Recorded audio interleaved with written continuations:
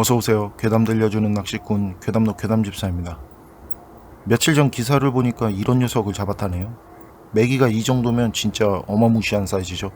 참고로 메기는 자기 입에 들어가는 사이즈는 길이 크기 상관없이 다 먹습니다. 거의 모든 육식 어종이 그래요. 그리고 물고기 입 크기는 그냥 겉으로 보는 거랑은 아주 많이 차이가 난다는 거. 저 메기 정도 사이즈라면, 저 메기를 잡은 사람 정도 크기라면 위험한 낚시였네요. 그냥 여기까지만 말하겠습니다. 이번 사연은 달도둑님께서 보내주신 친구와 밤낚시 중 경험한 기묘한 사연입니다. 달도둑님 사연 제보 감사합니다. 그럼 달도둑님의 기묘한 사연 제가 떨어보도록 하겠습니다.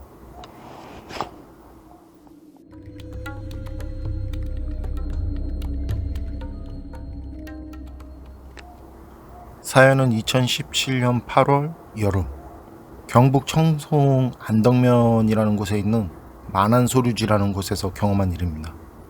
달도둑님은 예전엔 밤낚시를 엄청 좋아했었는데, 낚시 그 자체를 엄청 좋아했었는데요. 2017년 8월 여름밤 그 경험을 한 이후로는 낚시는 절대 가지 않는다는 거죠. 당시엔 친구랑 같이 장사를 했는데, 쉬는 날이 월요일 점심부터 화요일까지라서 낚시를 갈 수 있는 건 월요일 밤뿐이었고요. 그리고 같이 일하는 친구도 낚시를 좋아해서 같이 밤낚시를 다녔었는데, 2017년 8월 그날 밤에도 둘은 같이 만안소류지로 밤낚시를 갔었고요. 둘은 만안소류지에서 낚시하는 게 그날이 처음은 아니었다는데요. 거긴 특별할 거 없는 그냥 작은 소류지고, 제 방이 있는 한쪽에서만 낚시를 할 수 있는 조금은 불편한 곳이기도 한데, 가끔 월척이 나오는 재미에 그전에도 적잖게 갔었다나 봐요. 둘은 도착해서 제 방에 자리를 잡고 낚시를 하는데, 그날은 진짜 낚시 기가 막히게 잘 되더라는. 그날이 낚시 시작하고 제일 많이 물고기를 잡은 날이라는데요. 그리고 동시에 마지막 낚시를 한 날인 거죠. 그렇게 계속 물고기들이 올라오니까 재미도 있고 시간 가는 줄 모르게 잡다 보니 시간은 어느덧 새벽 1시. 원래 1시 정도까지만 하다가 집으로 갈 생각이었다는데, 이게 또 너무 잘 나오니까 집에 가기 좀 그랬던 거죠. 그래서 1시 넘어서 또 계속 낚시를 했는데, 1시 넘어서 2시 정도 되니까 그렇게 잘 들어오던 입질이 뚝 끊기더래요. 그러다가 3시쯤 됐을 때였는데, 그때쯤 말뚝처럼 가만히 있던 달도둑님 찌가 움직였답니다. 까딱까딱 하다가 쭉 올라오는 찌올림. 그건 찌올림만 봐도 분명 월척이 틀림없었다는데, 오랜만에 월척이라고 생각하니 마음이 막 들뜨고 그러는 거죠. 걸린 물고기는 역시나 묵직한 게 대물이었고, 달도둑님은 그 낚싯대와 낚싯줄 사이에 둔 녀석과 힘겨루기를 하는데, 머릿속에서 울리는 듯한 소리가 계속 들리더랍니다. 어렴풋하게. 그 들리는 목소리는, 그건 친구의 목소리였다고 해요. 야, 너 왜 그래? 정신을 차려보니 달도둑님은 물속에 있고, 친구는 그런 달도둑님을 뒤에서 안듯이 잡고, 그리고는 소리를 지르고 있더라는 거죠. 그리고 그때 물 깊이는 가슴 가까이 됐다고 하고요.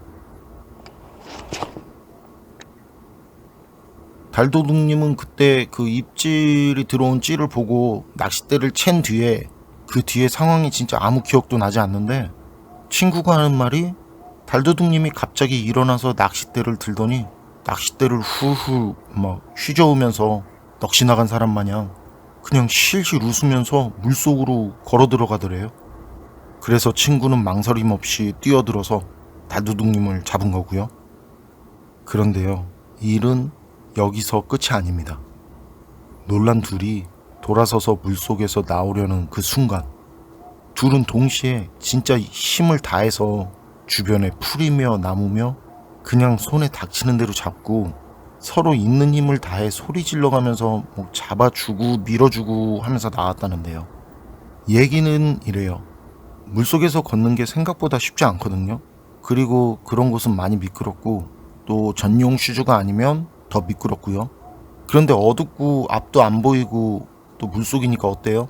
겁나고 황급히 나오고 싶은 마음뿐이겠죠. 그래서 둘은 서로가 서로를 의존해서 급하게 나오는데 거의 물에서 다 나왔을 때쯤, 그러니까 수심이 무릎 살짝 위 정도 되었을 때쯤, 그때쯤 달도둑님 발목에 수초가 감겼는지 발목에 뭔가 감긴 듯한 이상한 기분이 들더래요.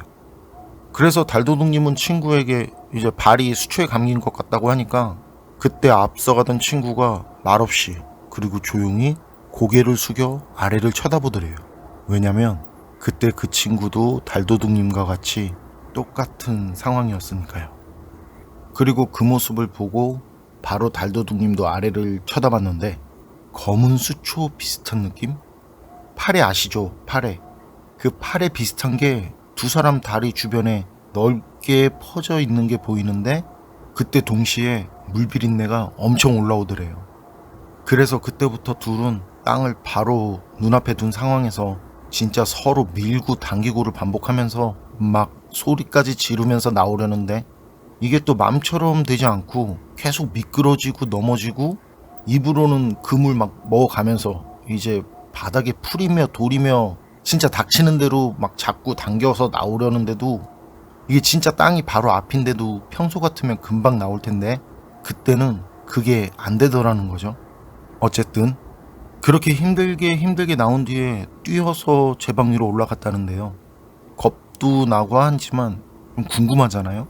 그래서 그 제 방 위에서 물이 있는 쪽을 살펴봤다는데 거긴 그냥 시커먼 물과 어둠뿐 뭐 눈에 이상하게 보일 만한 건 아무것도 없었다고 해요.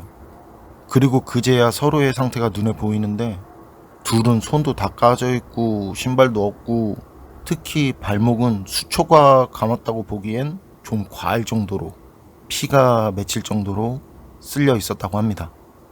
그리고 숨 좀 돌리고 어느 정도 안정을 취한 뒤에 둘은 손 꼭 잡고 이제 제 방 아래로 내려가서 그 챙겨 와야겠죠.